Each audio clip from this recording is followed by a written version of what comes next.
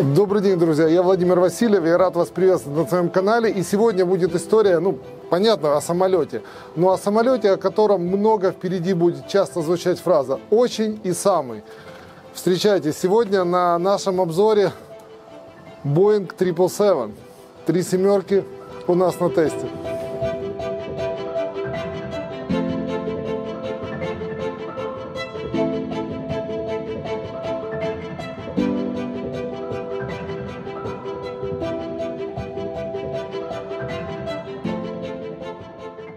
Boeing 3 семерки — это самый большой двухдвигательный самолет в мире.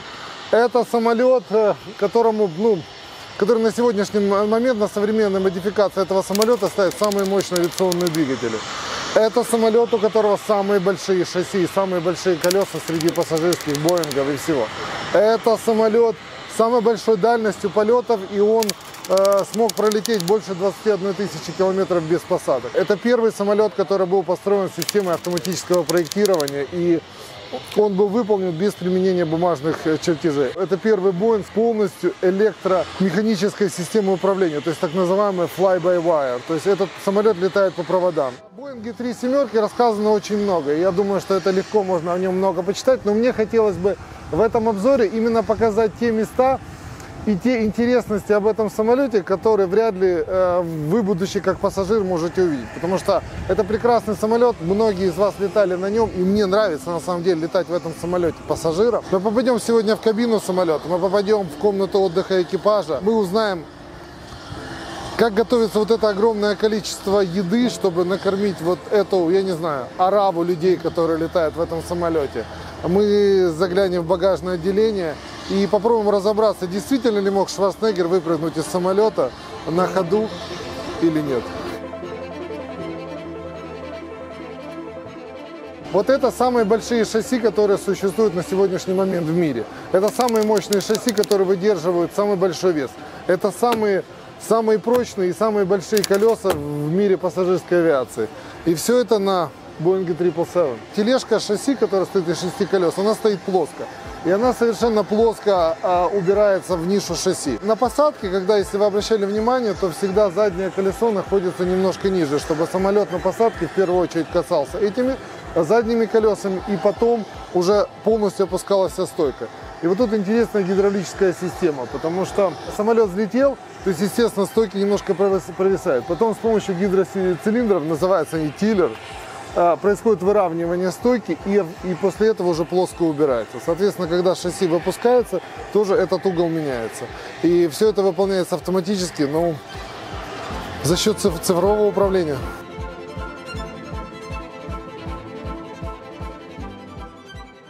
Самолет настолько огромен, что ему было, скажем, крайне некомфортно рулить во многих аэропортах. И чтобы повысить его маневренность, здесь были на основных шасси задние стойки сделаны управляемые. Вот здесь вот это активатор, это блок, скажем так, активатор и гидроцилиндр, который, когда самолет рулит, то есть переднее шасси, оно поворачивающееся, и задние два колеса, они тоже подруливают, чтобы увеличить маневренность самолета на земле. А для этого самолета это очень важно, потому что он действительно гигантский.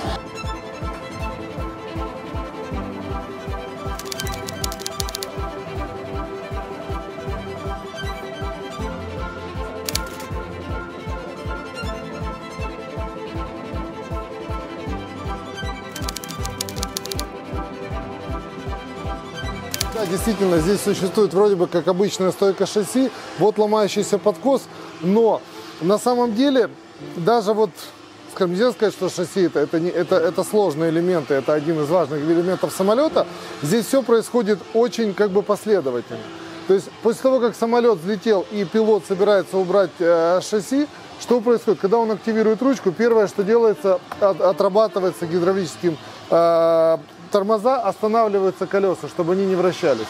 После этого отключаются вот эти замки, они убираются, и вот этим основным цилиндром, гидравлическим шасси, начинает убираться сюда. Вот если тоже для интересности, вот эта петля, она попадает вот в этот замок, а вот это по факту гаражные ворота, назовем вот так вот, они за счет опять своего гидроцилиндра поднимаются и тоже закрываются в замки. Из интересного тоже, что особенности. Вот здесь вот стоят тоже небольшие элементы гидросистемы. Это центральная гидросистема, активаторы. Хотя основные находятся в Боинге в пилонах двигателей. Вот если видно двигатели лючки 444, это здесь гидравлическая система правого крыла, точно такая же система левого крыла. То есть 3 независимые гидравлические системы в этом самолете. Это еще уже третья система, если когда отказали генератор, отказали все гидронасосы. Вот от этого лючка открывается турбина, которая за счет набегающего потока начинает вырабатывать электричество и создавать дополнительное давление в гидросистеме. Это еще одна аварийная функция. То есть все время много-много перестраховок. Это еще один третий реактивный двигатель в самолете. Если честно, вы обращали внимание, когда вы садитесь в самолет, двигатели вроде как не работают, но при этом раздается шум реактивного двигателя.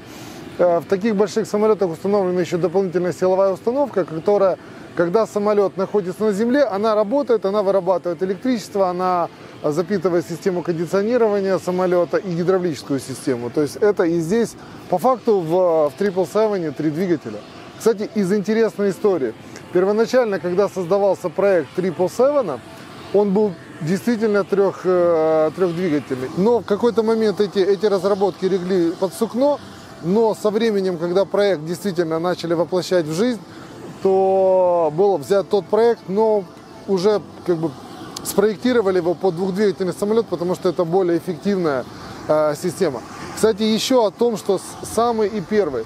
Это первый самолет Боинга, который при проектировании самолета пригласил представителей авиакомпаний и пассажиров, и именно воспринял их желания и постарался сделать самолет тот, который угодил бы авиакомпаниям и угодил бы пассажирам. Если видно, что в левую сторону находится выхлоп, и в свое время это, кстати, доставило определенную головную боль Боингу. Боинг немножко выпендрился, и он решил сделать как? Установить двигатель и отвод выхлопного воздуха сделать влево. Почему? Потому что, когда самолет грузится, заправляется, все грузовые отсеки находятся с правой стороны, и чтобы шум не мешал обслуживающему персоналу, его сделали сюда. К сожалению, это привело к тому, что надо достаточно часто делать инспекцию вот этой изогнутой трубы, и уже на Dreamliner они отказались от этой идеи и поставили прямо. В основе этого реактивного двигателя лежит обычный вертолетный реактивный двигатель. Наверное, вы обращали внимание, когда самолет стоит перед вылетом, к нему подключены огромные шланги такие. Что это за шланги? Это шланги внешнего кондиционирования. То есть, когда самолет находится на загрузке и в него садятся пассажиры, вот открывается этот люк, сюда подключается система внешнего кондиционирования, она сейчас просто законсервирована и закрыта. И в салон подается охлажденный воздух, чтобы подготовить его к комфортному полету. Еще тоже интересные вот 3 входа. Опять повторюсь, у самолета находится 3 двигателя. Один это АПУ, то есть это двигатель, который как бы питает. И этот двигатель запускается электрическим путем. Большие вот эти двигатели Pratt & Whitney, они запускаются пневматическим. То есть пневматическая система, маленький реактивный двигатель, который находится в хвосте, создает давление воздуха, и за счет этого воздуха раскручивается большой двигатель, и он запускает. И вот это система внешнего старта. То есть самолет нельзя прикурить как таковой просто проводами, потому что нету стартера электрического, который раскрутит столь большой двигатель. Сюда подключаются внешние источники давления воздуха, и здесь, соответственно, 3 входа. Один вход – запуск одного двигателя, второго двигателя, и это запуск третьего двигателя, если вдруг в опушке не работает электростартер. И на нем установлены двигатели Pratt & Whitney 4090. То есть тяга каждого двигателя порядка 42 тонн. То есть как бы можно представить мощность этого двигателя, что он может сдвинуть вес массой 42 тонны, просто поднять вертикально. То есть, по сути, максимальный взлетный вес этого самолета, он составляет 286 тонн. То есть они колеблются от модификации, от всего, но конкретно 200-го 286 тонн. Немножко об этом все-таки расскажет нам пилот, и мы попросили. Но сам факт, что если самолет пустой, то 42 тонны с одной стороны, 42 тонны с другой, на нем реально можно похулиганить.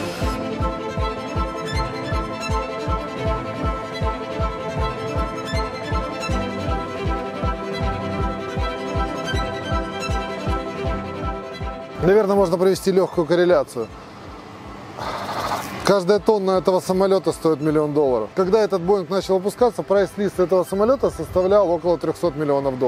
На сегодняшний день уже новые модификации, произошли уже значительные модернизации на Боинге 777. У него появилась не алюминиевая, а появилось композитное крыло. И этот самолет, прайс-лист его на сегодняшний момент $440 миллионов. $1000 килограмм. $1000 килограмм самолета. Это огромный самолет, он длиной, хотя это короткая версия 3 семерок, он длиной 65 метров.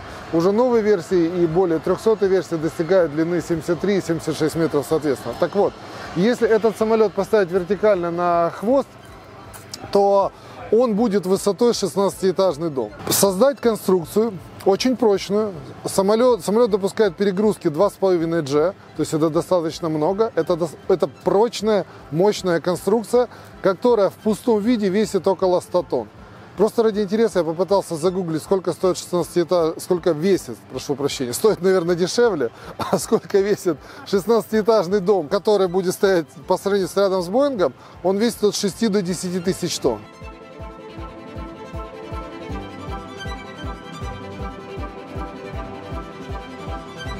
Гидравлика разъедает ваши кроссовки, разъезд, наверное, за минут 15. Будете босиком ходить. Это 2 лючка проверки масла в самолете. То есть в самолете, даже в таком огромном, перед каждым вылетом надо проверять масло. Порядка 20 литров масляная система этого двигателя. Вот здесь расходный бачок.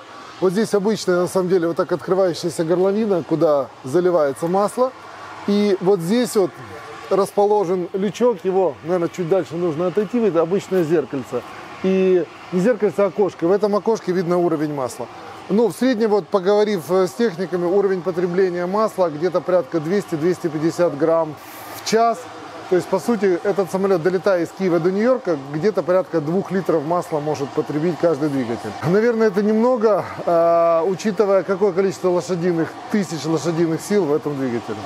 И вот сейчас мы увидим двигатели, которые стоят каждый $40 миллионов.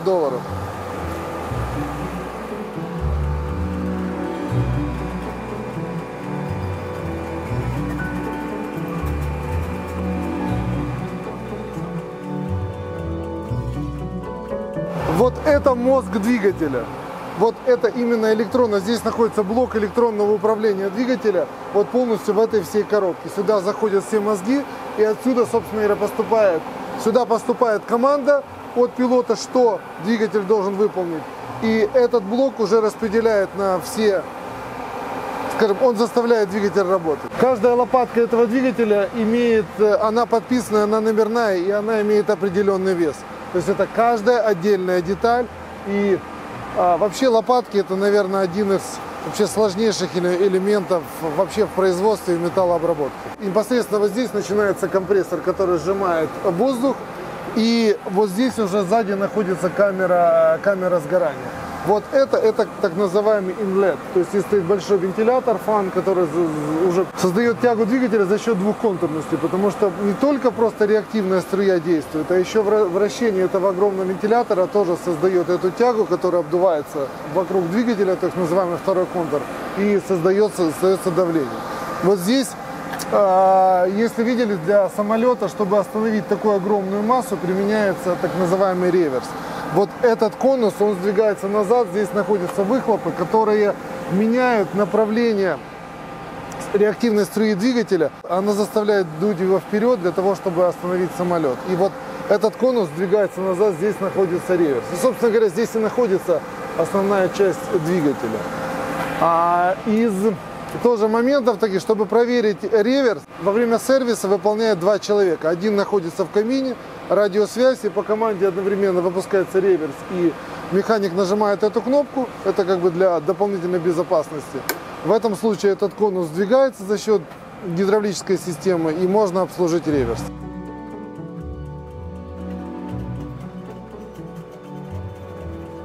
Это ниша заправки самолета гидравлической жидкости. То есть вот здесь находится трубка, эта трубка вынимается, помещается в какой-то сосуд. Здесь вот кран переключения, то есть у самолета 3 независимые гидросистемы. Повторюсь, одна в левом двигателе, пилоне левого двигателя, правого двигателя и центральная гидросистема. То есть суммарно это около 700 литров гидравлической жидкости, причем они абсолютно независимые. То есть даже в случае потери двух гидросистем самолет полностью управляемый и безопасно можно носить. И вот кран переключения заправки, какую гидросистему вы хотите делать, и это можно сделать вручную за счет вот этого рычага.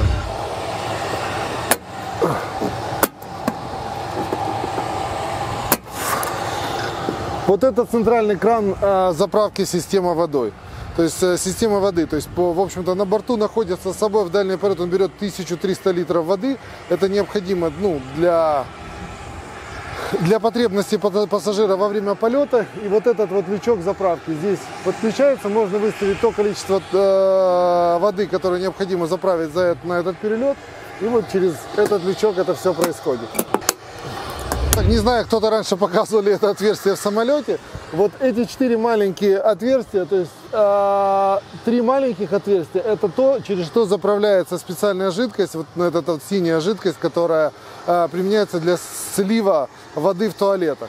А вот этот большой лючок открывается именно оттуда, сливается все то, что пассажиры не хотят выносить с борта самолета. По сути, то есть опять, это лишний раз подтверждение, что это миф.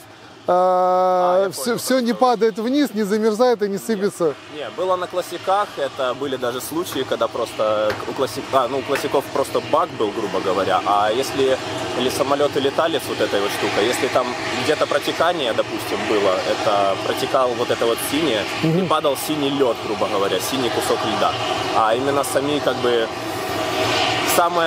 продукты производства пассажиров, да, они на землю не попадают.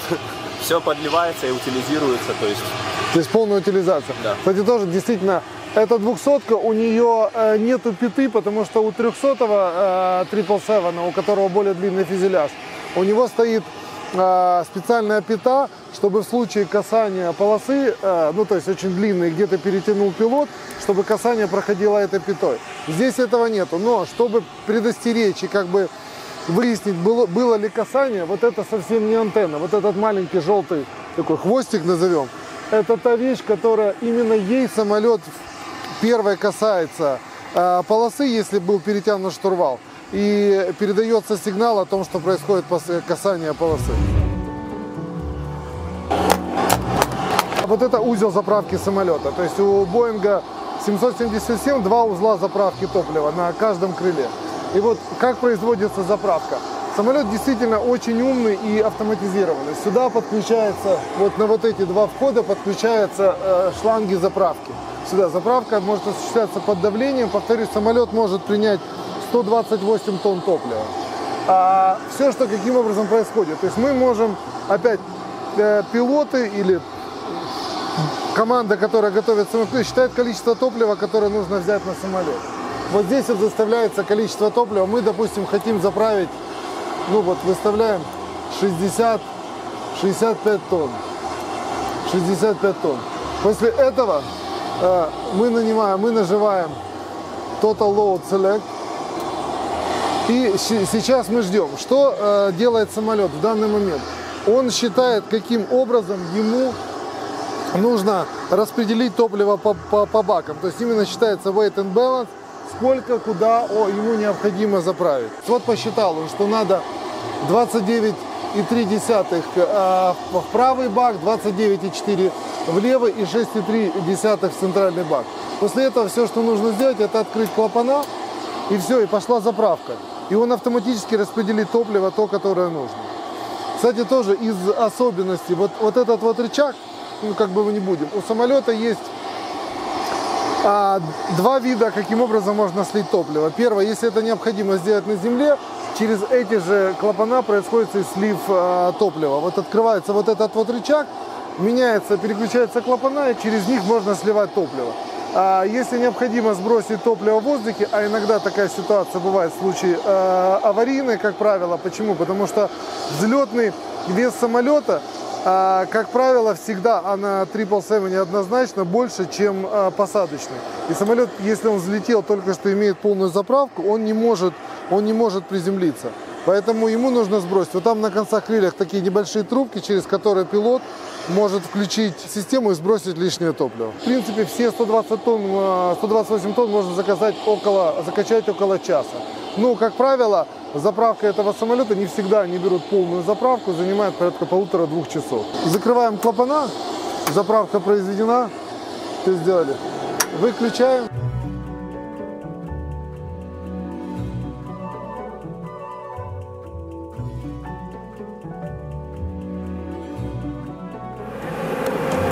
Это вот так сейчас мы делаем открытие багажника. Он, кстати, это уже такая дорогая комплектация с электроприводом.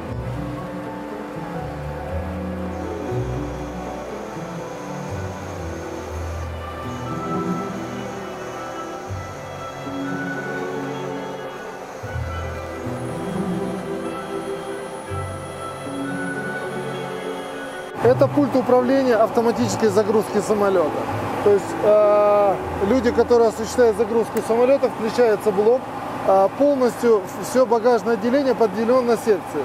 То есть мы, что необходимо сделать? Первое, выбрать, что мы будем грузить, палету или контейнер. Следующая ситуация, выбрать секцию, на которой мы хотим загрузить контейнер, у нас сейчас включено, допустим, секция H.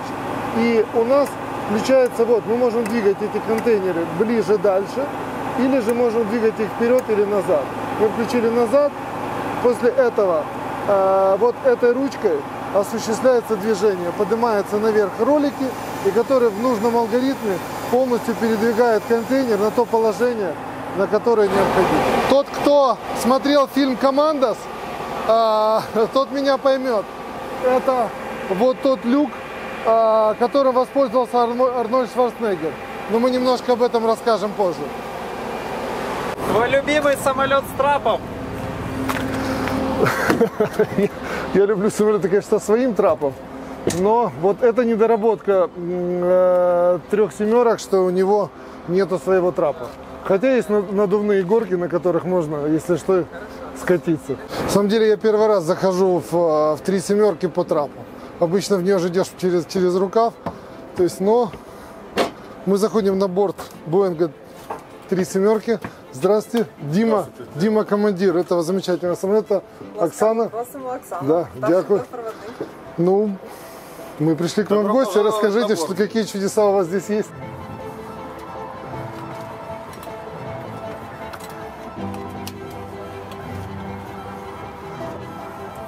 Кстати, хороший, под мой рост, хороший самолет. Идеально. Он под любой рост идеальный самолет. Серьезно, у нас есть люди, которые мне по плечу, а я тебе по плечу. И как бы скажу, и всем комфортно на нем. Ну да. Почему-то. Вот мы в кабине Боинга 777, с нами Дима. Дима пилот-инструктор МАУ, и, в общем-то, он имеет право летать. Оказывается, в этих самолетах отдельное право летать слева и справа, а вот Дима тот, который умеет летать везде. Я так понимаю, что даже сзади. Что такого супер интересного и супер классного, почему летчики Боинга все именно с придыханием говорят о 3 семерках? Ну, это самолет уже, будем говорить, грядущего, будущего века на самом деле. То есть по комфорту, по его перформансу, ну, я не знаю, мало какой с ним сравнится на самом деле. У меня, могу попробовать на машине пояснить, у меня до этого был Pajero вагон, классный настоящий японский танчик, у которого всего 4 ступеньки вперед, он просто едет как Портос, потому что едет. А сейчас у меня Volvo XC60, новые, которые, ну, который даже ряд держит при выключенном автопилоте. То есть вот здесь примерно то же самое. Уровень комфорта, уровень его, ну, возможностей в пилотировании и всего остального, ну, нельзя сравнить просто. Ну, Дима скромничать не рассказывает. Этот самолет, который, ну и включая, то есть 3 вещи: самолет, пилот и аэропорт, может выполнять посадку с нулевой вертикальной и горизонтальной видимостью. Практически да. На самом деле это очень помогает. Мы летаем, в частности, вот в Дели. И мне довелось единственный рейс сделать туда на этом самолете, и я попал именно на такой туман. И, собственно, да, этот самолет прекрасно выполняет посадку, роллаут. Ну, дальше уже вручную, как бы, мы сруливаем и передвигаемся на место стоянки. Но когда ты выходишь вот в эту дверь, из трапа не видно крыла, это впечатляет. То есть вот этот лайнер это делает шикарно, очень мягко, очень аккуратно, очень точно. Ну, скажем так, но для этого, правильно было замечено, должны быть 3 параметра. Экипаж допущен, аэродром, ну и самолет. Самолету вопросов при этом нет. С помощью вот этих вот кнопочек можно вызвать массу дополнительных функций, которые не нужны прямо сейчас и постоянно. То есть есть какой-то вопрос с электрикой. Нажали кнопочку электрика и посмотрели. Есть Полностью все. да, fuel, там топливо, допустим, выработалось в центральном баке, мы обязаны убедиться, что его там действительно нет. Нажали кнопочку, посмотрели, убрали. Поэтому он не перегружен. Здесь концепт, кабина должна быть темная. То есть в идеале вот это все не светится. Когда оно включено и работает, оно не светится. И здесь тоже необходимый минимум информации. Если вдруг появляется какая-то информация, о которой пилоту следует прямо сейчас знать, она появляется в виде сообщения. И дальше уже мы знаем, что с этим делать. То есть мы открываем соответствующий раздел, либо соответствующий чек-лист, выполняем его и так далее. То есть просто. Вот смотри, я думаю, что каждый частный пилот маленького самолета иногда представлял такую ситуацию. Сидит он в кабине, и вдруг выходит стюардесса и говорит: вы знаете, говорит, у нас оба пилота не могут выполнять свои обязанности. Кто может спасти этот экипаж? И вот тут, допустим, я встаю и иду через этот длинный салон, через весь с гордостью, я спасу этих людей. Я спасу этих людей. Технически, да, если человек умеет летать, неважно на чем, ему достаточно знать не так много вещей. То есть его основные параметры, да, то есть скорость минимальная, максимальная, и так далее, тем более здесь на спидтейп ее, в общем-то, видно. Летает он, как и все самолеты, то есть штурвал на себя домики маленькие, от себя домики большие. Все предельно просто. Управление здесь подписано, то есть закрылки, колеса. Все достаточно очевидно. Если еще будет человек какой-то на связи, который сможет по порядку давать команды, что зачем делать, какую устанавливать, как вот в американских фильмах, да, стюардесса, потяни за рычажок справа от кнопочки. Ну вот, то есть технически это исполнимо. Мы симулируем. Вот я тот герой, который все смотрят, все эти 300 человек смотрят на меня как на спасителя. И я связался с тобой по радиосвязи. Допустим, я понимаю, вот у нас здесь же есть автомат тяги, правильно? Да. То есть я могу через автопилот задать необходимую скорость, и самолет будет... Да. Я даже проще скажу, мы сможем сделать так, что этот самолет сядет в автоленде, и тебе останется только затормозить его на полосе, а дальше всех Ты спасать. сможешь мне продиктовать, чтобы я, грубо говоря, последовательность кнопок, чтобы он сел, и, в общем-то, я тот человек, то есть, смотря с какой страны мы приземлились, меня встречает президент, цветы. Да, каравай, пионеры, бубен, как положено, все будет.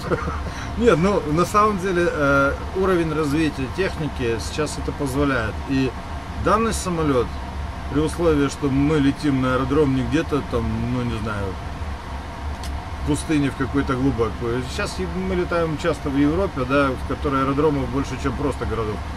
Поэтому они достаточно хорошо оборудованы. В Украине есть аэропорты, которые тоже это позволяют. И для этого самолета это не представляет вообще никакой проблемы. Этот самолет, который 177 минут летел на одном двигателе. Да. Да, то есть, опять же, у него и рекорд дальности полета на одном двигателе среди двухдвигательных самолетов. Ну, фактически, вот именно этот самолет сертифицирован на ИТОПС 3 часа, 180 минут. Мы имеем законное право, да, то есть он испытан, он проходит по всем параметрам, которые позволяют сказать, что да, мы гарантируем, что в случае отказа одного двигателя, даже если ближайший запасной аэродром будет в пределах 3 часов полета, мы туда долетим и спокойно сядем. Подожди, а если дальше? А если дальше, то такой маршрут не пройдет систему, то есть мы так не полетим, будет изменение маршрута. То есть, в любом случае маршрут таким образом создается, чтобы вот эти вот, скажем, кольца безопасности, и в них попадали аэродромы. Если пилот совершает ошибку, допустим, применяет какое-то неправильное действие, система будет, грубо говоря, противоречить этому и не даст ему совершить. Или есть все-таки обходной путь? Здесь немного не так. То есть здесь существует так называемый Flight Protection Envelope, то есть ряд параметров, которые самолет считает, что превышать не надо. Это крен более 35 градусов, тангаж и прочее. То есть в случае, если случайно, ну или пилот увлекся, отвлек его в таком положении, оставил штурвал, самолет будет крениться до тех пор, пока не достигнет этого положения. После чего автоматика вернет его вот на максимально, допустим, правильный крен, нормальный, да, допустимый, и не даст, по большому счету, выполнить там фигуры сложного пилотажа. А его можно вручную отключить? Нет. То есть вручную его отключить невозможно? То есть, Нет. Это только в случае отказа. То есть в случае отказа, то есть если я решил на самолете похулиганить, мне нужно дождаться, когда он сломается, и потом И тогда хулиганить а пока нельзя. он этого нельзя. В чем здесь фокус?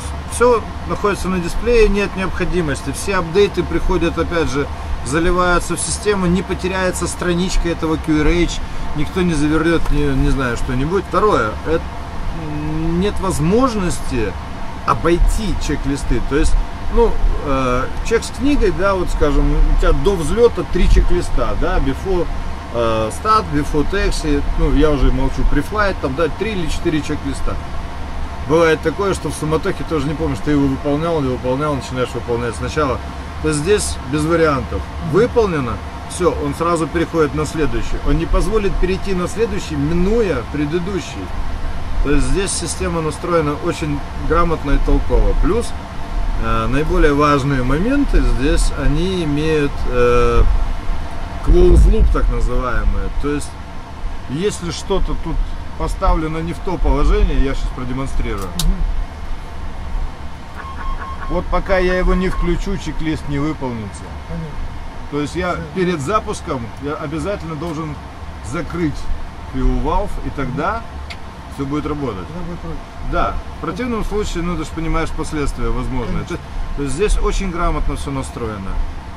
Тоже Проблема вот происходит вот этим тредпадом. тачпад, да, тачпад и кнопка, все достаточно просто и френдли. Окей, parking brake. То есть, ну, надо поставить. да, то есть нажимаем, и вот этот вот. И так незаметно Васильев так и сделает тест-флайт 3 семерок. Да. Вот, кстати, ручка управления передним колесом, то есть мы рулем, мы, получается, вот здесь. Знаешь, на что это похоже? В моем детстве были старые трамваи, помнишь, вы никогда в них не были. То есть что-то здесь все-таки есть от архаичного, да, то есть трамвайная ручка. Вот fuel jettison, да, сброс топлива.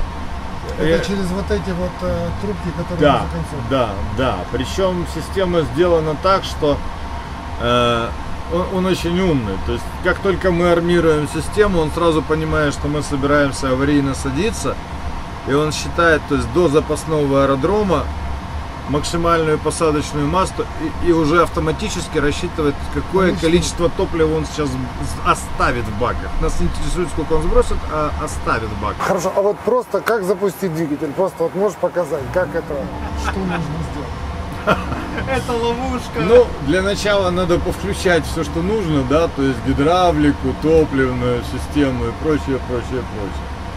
А запуск двигателей, конкретно вот этих двигателей, здесь интересно, их можно запускать сразу 2. Engine Start, должен автостарт быть нажат в ОТО, тогда он запускается вообще автоматически.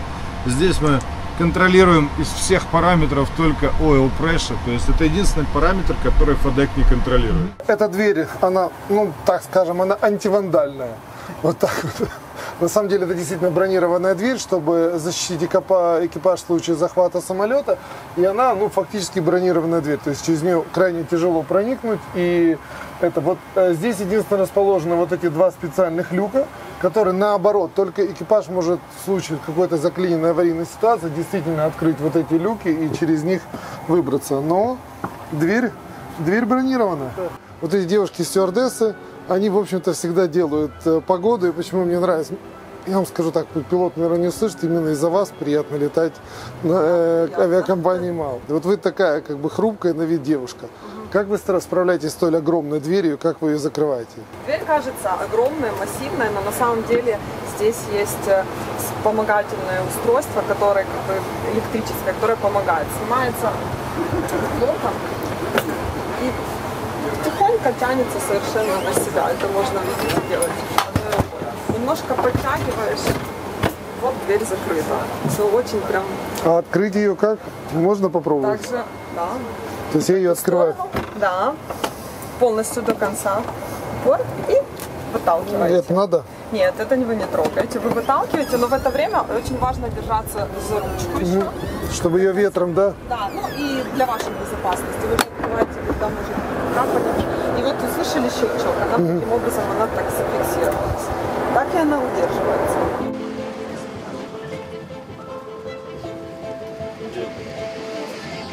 Это там, где все вкусности, да? Это там, где все вкусности, это то место, откуда начинается обслуживание, можно сказать, пассажиров. А все-таки здесь летит сколько? 300 с лишним человек. 325 человек в экономе летит, да, и далее 16 в премиуме, 21 человек в бизнес-классе. А здесь это то, что находится на салон эконом-класса. Есть еще в средней кухне часть, там может быть загружена тоже.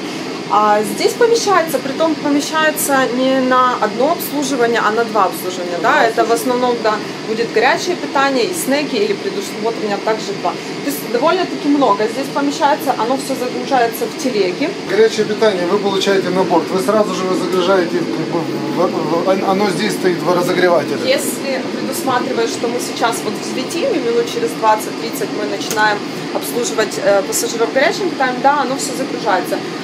Идут сотейники, в которых мы загружаем питание и сразу же разогреваем. Да, здесь сейчас просто на самом деле оно привозится на борт. Если, опять же таки повторюсь, первое питание будет, то оно привозится уже в определенных вот сетках сотейников. Да, которые нам удобно работать. Мы его разогреваем, и уже телеги, которые устанавливаются здесь, мы все собираем. Вы вручную, вот эти вот подносики, которые раздаются, вы вручную собираете, складываете? Да, мы собираем, складываем. Хорошо, а тяжело накормить 325 человек? Ну, при хорошей организации бригады, при слаженной работе, а в принципе мы перед тем, как идем на рейс, мы все прекрасно знаем свои зоны ответственности, кто за что отвечает и кто что делает, это несложно. Это совершенно несложно, да, когда у каждого есть свой сектор для обслуживания, и в принципе это занимает не так много времени, как может казаться. То есть вся еда, она находится вот здесь? Да, здесь. Вот это тоже вы рассказываете. У нас это трэш-компакт, который мы используем для того, что есть ящики, в которые мы можем сбрасывать весь мусор, кроме стекла.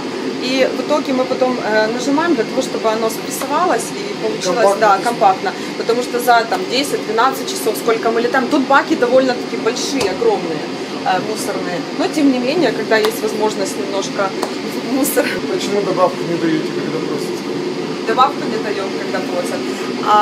Во-первых, у нас на борт конкретно загружается по количеству пассажиров. Это такая практика. Ну, а если есть, и если пассажир хорошо попросит, то даем. Почему нет?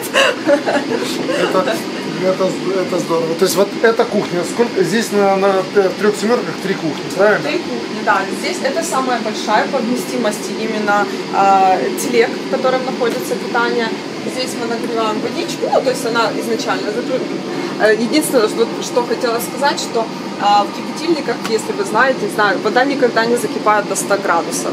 Меньше. Во-первых, настраивается такая температура, чтобы в случае, если, не дай бог, пассажира прокинет на себя где-то кипяточек, чтобы пассажир не получил ожог. Да. Когда мы хотим 100% кипяток, 100% нагревания, мы используем кружки.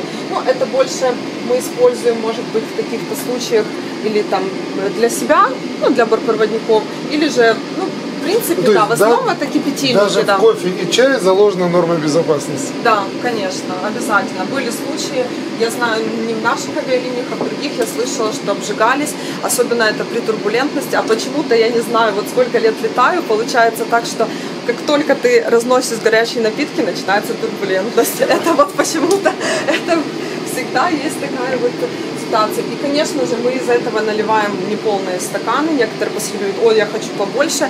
А побольше это хорошо, но в безопасности лучше 3/4 и чтобы водичка не была кипятком, потому что это безопасность. А это что за пульт? Здесь находится, во-первых, все то, что вы видите, это предохранители. Предохранители на разные. В основном то, что знают бортпроводники и используют, это, не используют, но знают, как пользоваться, это предохранители для духовых шкафов. В случае, у нас есть просто по процедурам, в случае возгорания в духовке, пожара в духовке или задымления, то есть смотря какая ситуация, первое, что мы делаем, это мы используем предохранитель для того, чтобы было, электропитание было отключено. Да. Дальше мы делаем процедуры. Есть здесь также emergency power off, это чтобы обесточить сразу же всю кухню. Есть холодильники, что очень удобно, да, мы можем и заморозить, мы можем и охладить, потому... А вот это, да, это то, что охлаждение это то, что чиллер, продуктов, да, идет. Мы включаем, как только у нас загружается, привозят кеттеринг, поднимает нам телеги с питанием, да, они сразу же загружаются, притом нужно посмотреть, чтобы телега была установлена правильно, там, где есть отверстие для, решеточка, чтобы можно было, заходила конвертация воздуха была. Да. И оно таким образом, если мы будем не сейчас кормить, а будем кормить потом, да, там через часов 8, у нас питание оставалось охлажденным, тем самым оно выдерживало все санитарные нормы. А теперь самое интересное, покажите нам, где вы отдыхаете, где это секретное место. Оказывается, в самолете есть спальные места, и это секретное место. Очень легко спутать эту дверь с дверью туалета, что пассажиры успешно и делают, потому что иногда спишь и слышишь, как пытаются пробраться. Да. Код на замке, который мы знаем, бортпроводники, да, открываем замок и заходим в наше крюростерия. То есть мы идем в секретное место в самолете. Сейчас мы находимся в зоне именно вот где вы отдыхаете. Здесь можно поспать, отдохнуть и все. Ну, здесь, да, здесь в основном для того, чтобы мы пришли, отдохнули. Здесь тихо? Здесь тихо. Что самое интересное, здесь очень хорошая шумоизоляция. Ты совершенно не слышишь вызовов и того, что, можно сказать, происходит в салоне. Да? Услышишь ты только в случае какой-то аварийной ситуации, потому что будет оповещение. И если тебе позвонят, или с кабины, или твои коллеги, бортпроводники, есть интерфон. То есть связь есть из крюростерия. То есть здесь 7 человек могут спать. А получается поспать? Да, конечно. Проводники вообще, они со временем привыкают спать везде. Если нужно засыпать, и у тебя есть на это 2-3 часа, то, мне кажется, это уже как по таймеру срабатывает. Ты понимаешь, что тебе нужно отдохнуть. Да, и ты приходишь, и, во-первых, очень комфортно. В том плане, что 2 метра длина крюростерия. Это довольно-таки то есть даже такой человек, как я, могу поместиться и выспаться. Я думаю, что да. Вы, конечно, можете попробовать. Я не знаю, какой у вас рост, но я думаю, что вам метр 97. То есть я сейчас вот в зоне, как бы в таком купе отдыха. Причем это, я так понимаю, что еще и место с аварийным выходом, в которое я могу попасть сюда, место, попасть в салон. По правилам безопасности нужно спать именно вот правильно, потому что возле здесь кислородной маски. Да, кислородные маски находятся. То есть люди моего размера могут быть стюартами. Конечно. Мы так обожаем, когда мальчики есть на борту, потому что удобнее доставать до полочки. Ты все видишь на полочке. То есть, мы все можем закрывать полочки, да, мы это можем, но вот с таким повышенным ростом ты хорошо видишь все, что происходит. Кто-то, вот допустим, смотрите, кто-то возьмет, глупая ситуация, кто-то попросит, вы знаете, очень устал. С бизнес-класса. С бизнес-класса. Можно я пойду и прилягу у вас поспать? С бизнес-класса так, наверное, не скажут, потому что у нас там также это. А если с пассажира эконом-класса, мы говорим о том, что да, есть места для отдыха, но они предназначены только для экипажа. Спрашивают люди. Вы, наверное, первый, кто у меня об этом спросил на самом деле. В следующей серии, в 300-й, там есть еще одна кабина сверху для экипажа. Слышала я, да. То есть, что об этом. В 200-й серии у нее кабина для отдыха экипажа здесь, а в 300-й их 2 получается. Здесь вот кухня, средняя кухня, да, которая кормит больше.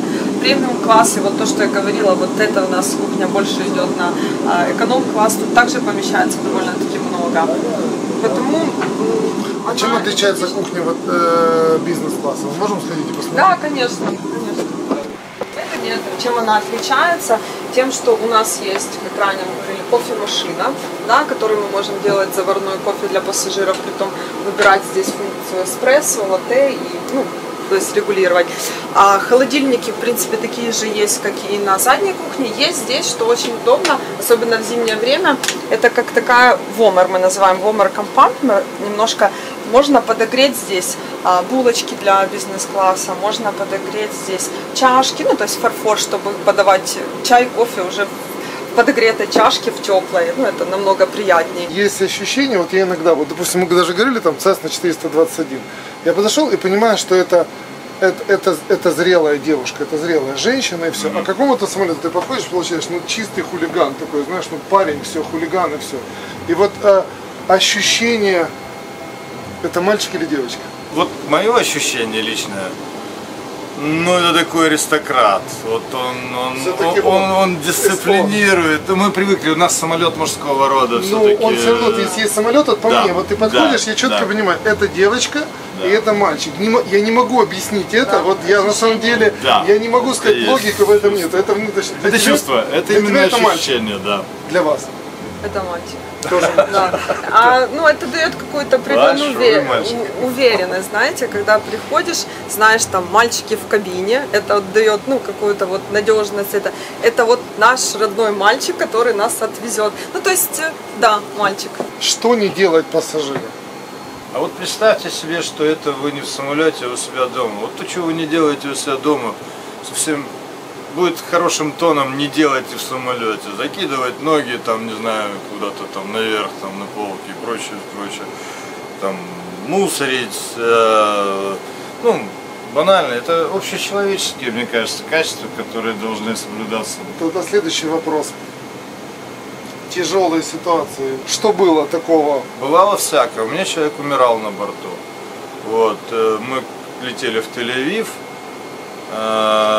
Ну, физически, да, то есть человек умер. Мы выполнили там medical emergency, все, priority, зашли визуально, быстренько плюхнулись, но это не помогло.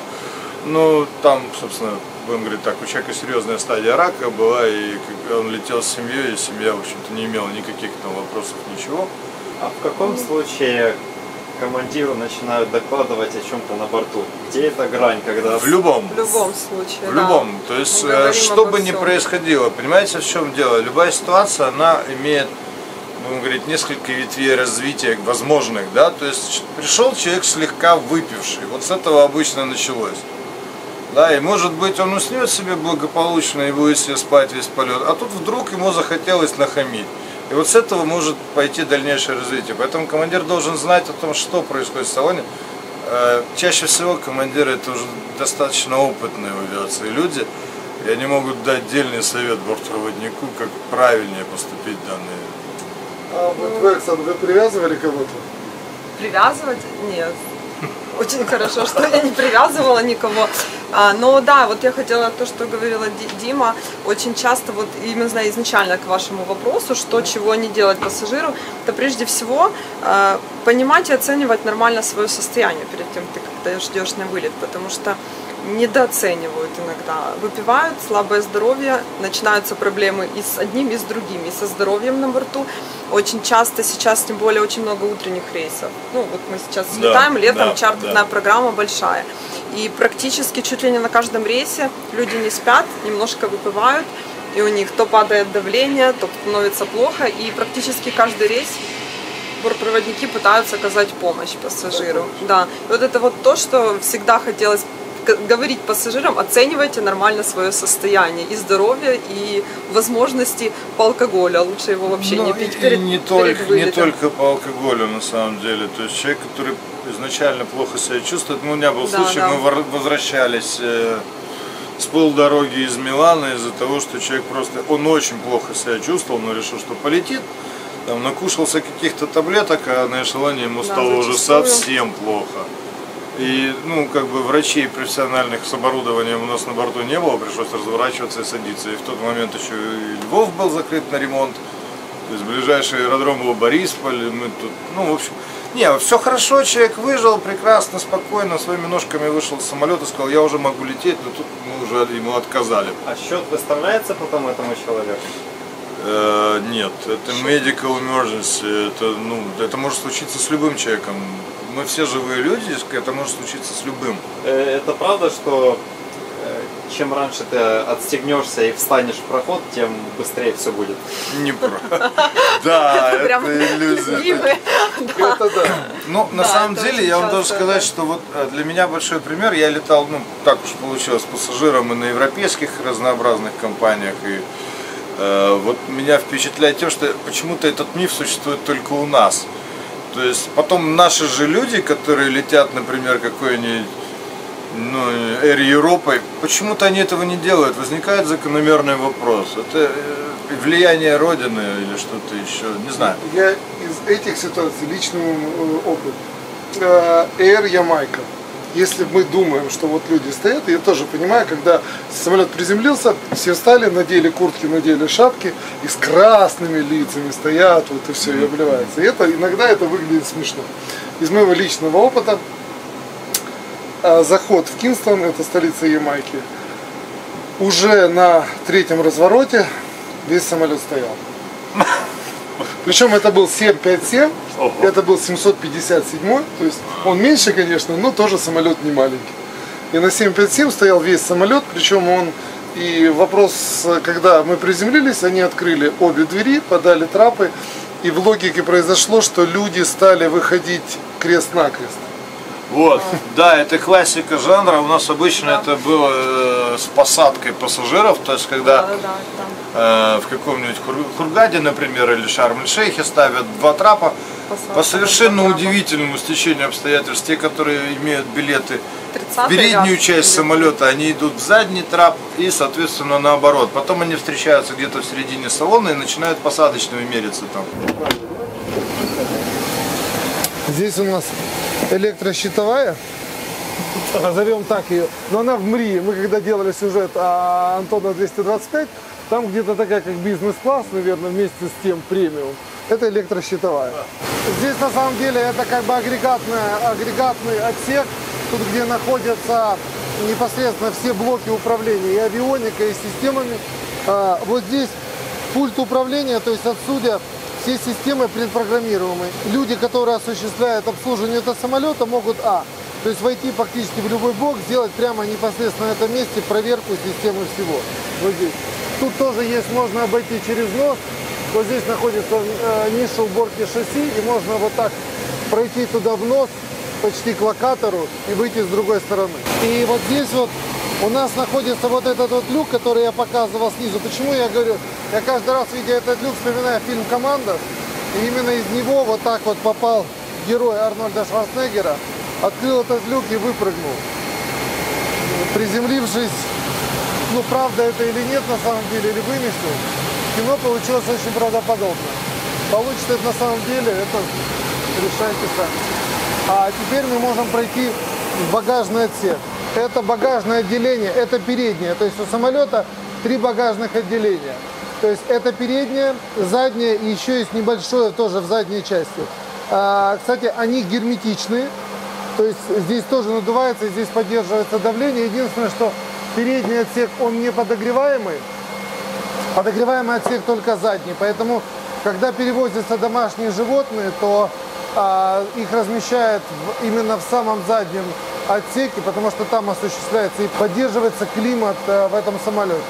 Ну и тоже вот эти ролики и замки, то, что я показывал снаружи, вот здесь осуществляется сначала, подается контейнер, он расположен вот на таких вращающихся как бы шариках, то есть он может двигаться в любом направлении.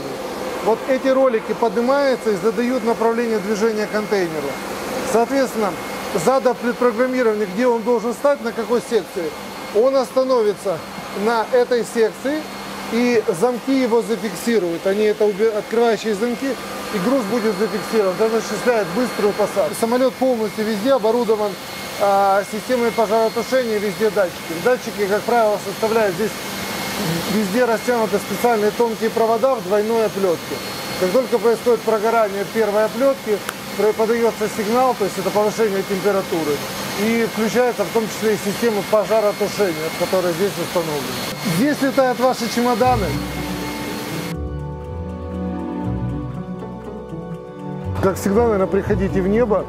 Я не могу сказать сейчас фразу, что летайте на таких самолетах, на которых летаем мы. Наверное, я скажу так: летайте на тех самолетах, на которых летает Дима с Оксаной. Это действительно замечательный, поразительный и, не знаю, то есть много восхищенных эпитетов. Можно сказать, этому самолету, он во многом самый-самый. И как пассажир для меня это прекрасная вещь. Как самолет. Это прелесть. Один из самых удобных самолетов. Самых удобных. Водители обожают его, так как и пассажиры. Да? Ну, это, в общем, считается и довольно элитный, да, тип самолета. То есть мы, когда переучились в Лондоне, нас британцы, когда уже поздравляли, фраза была «Welcome to club». Ну, это о чем-то говорит. То есть они вот достаточно серьезно к этому относятся. Они, в общем-то, одни из законодателей авиационной моды считаются, будем говорить так. И да, летая на этом самолете, получаешь не только удовольствие, а чувство гордости. Мы побывали, скажем, и показали вам там, где, скажем, никогда ни один пассажир не может оказаться, и, в общем-то, ему там точно делать нечего. Это сам факт. Поэтому я думаю, что это было интересное видео. Еще раз спасибо компании МАУ, спасибо Дима, спасибо Оксана, что вы нам провели здесь экскурсию. Я действительно узнал многого интересного. И на самом деле, опять повторюсь, летайте на таких замечательных самолетах, на которых летает Дима с Оксаной. Приходите в небо, смотрите, насколько прекрасен наш мир. И увидимся в следующих сериях. Я Владимир Васильев и Дмитрий Кривенко. Приятно было познакомиться. Приятно было. Да, очень приятно было общаться. Увидимся в следующих сериях.